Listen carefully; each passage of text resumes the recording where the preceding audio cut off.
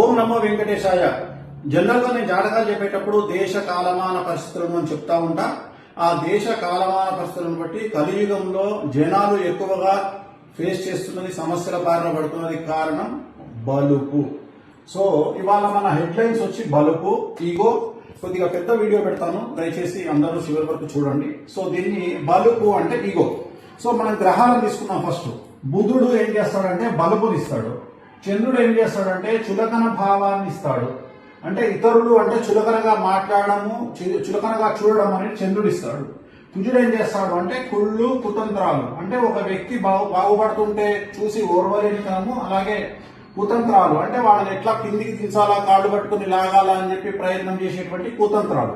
So ఒక వ్యక్తి ఇలాంటి పనులు ఎందుకు చేస్తాడు అంటే ఒక వ్యక్తికి ఈగో ఎందుకు వస్తుంది, ఒక వ్యక్తికి చులకన భావం వేరే వాళ్ళంటే ఎందుకు వస్తుంది, ఒక వ్యక్తి ఇతరులను చూసి కుళ్ళుకోవడము లేదా కుతంత్రాలు చేసి అతన్ని కిందికి లాగడము లాంటివి ఎందుకు చేస్తాడు అంటే ఎవరి జాతకంలోనైతే బుధుడు లేదా చంద్రుడు లేదా కుజుడు 1వ స్థానంలో అంటే లగ్నంలో, 6వ స్థానంలో, 8వ స్థానంలో, 12వ స్థానంలో, అలాగే చంద్రుడు 1, 6, 8, 12, అలాగే కుజుడు 1, 6, 8, 12, లేదా ఈ చంద్రుడి మీద, బుధుడి మీద, కుజుడి మీద శని దృష్టి ఉన్నట్లయితే, ఈ ముగ్గురిలో శని దృష్టి ఉన్నట్లయితే సో వీళ్ళు ఇలాంటి పనులు చేస్తారు.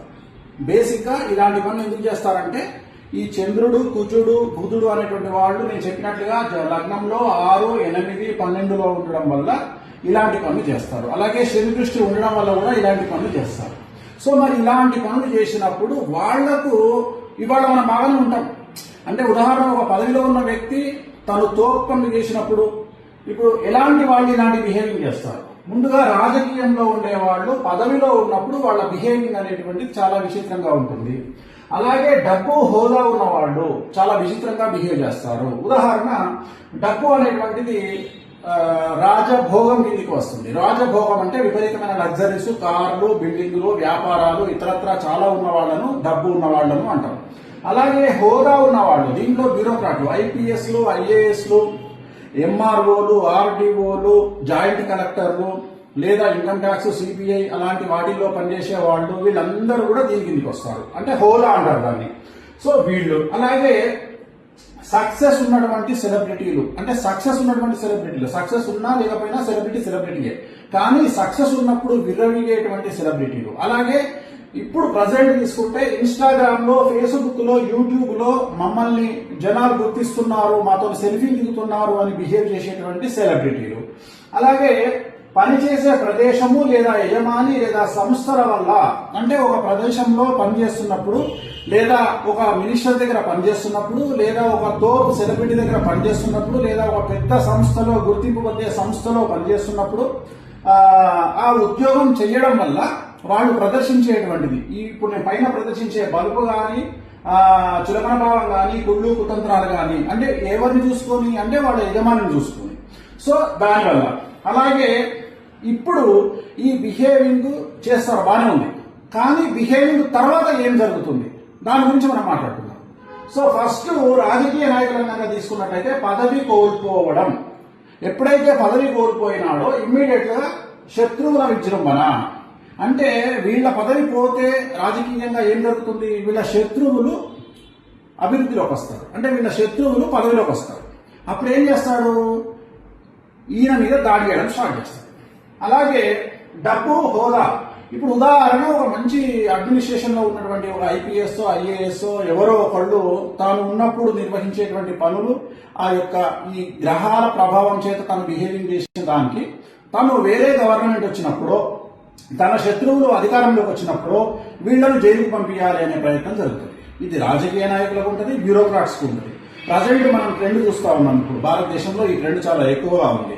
సో ఎవరైతే రాజకీయ నాయకులు ఉంటారో లేదా మంచి పదవిలో ఉండేటువంటి రాజయోగంలో ఉంటారో, అంటే ఐఏఎస్ కానీ, ఐపీఎస్ కానీ, ఇతరత్ర సెక్రటరీస్ కానీ, ఓఎస్డీ కానీ, ప్రిన్సిపల్ సెక్రటరీ కానీ, వాళ్ళందరూ వేరే వాళ్ళు రూలింగ్ లోకి వచ్చినప్పుడు జైలుకు పోయేటువంటి అవకాశాలు ఉంటాయి. సో నెక్స్ట్ హోదా. హోదా అంటే మనం ఆ పొజిషన్ అనుకున్నాం. అలాగే డబ్బు, బాగా డబ్బుండి బాగా మంచి విపరీతమైన ప్రాపర్టీస్ కొనుక్కొని లేదా విపరీతంగా డబ్బు సంపాదించి విపరీతమైనటువంటి లాభాల్లో వ్యాపారాలు చేసి డబ్బులు సంపాదించి ఆ డబ్బు వల్ల ఈ 3 గ్రహాల వల్ల బలుగును ప్రదర్శించే వాళ్ళు ఉంటారు. వాళ్ళ జాతకంలో సడన్ గా వాళ్ళు సంపాదించిన ప్రాపర్టీస్ కోల్పోవడము, లేదా ఇన్కమ్ ట్యాక్స్ రైట్స్ జరిగి, లేదా సిబిఐ రైడ్లు జరిగి, లేదా ఈడీ రైడ్లు జరిగి ప్రాపర్టీస్ సీజ్ అవ్వడము, బ్యాంకులు సీజ్ అవ్వడము, అకౌంట్లు సీజ్ అవ్వడము, అలాగే సడన్ గా ఫ్యామిలీ అంతా వెళ్తుంటే యాక్సిడెంట్ లో చనిపోవడము, లేదా సడన్ గా ఫ్యామిలీలో ఆర్థిక పరమైనటువంటి కొట్లాటలు జరిగి తోబుట్టువులు, బంధువులు ఇలాంటి వాళ్ళు కేసులు వేసి న్యాయపరమైనటువంటి వ్యవహారాలు ఎదుర్కోవడము, అలాగే మంచిగా నడిచేటువంటి వ్యాపారం సడన్ గా, అంటే ఉదాహరణ సంవత్సరానికి 100 కోట్ల టర్న్ ఓవర్ అయ్యేటువంటి వ్యాపారం సడన్ గా డబల్ డిజిట్ కు పడిపోవడం, అంటే బిలో 100 కోట్లకు పడిపోవడము, ఇలాంటి సమస్యలన్నీ ఎదురవుతాయి. నెక్స్ట్ తీసుకుంటే మనకు సక్సెస్.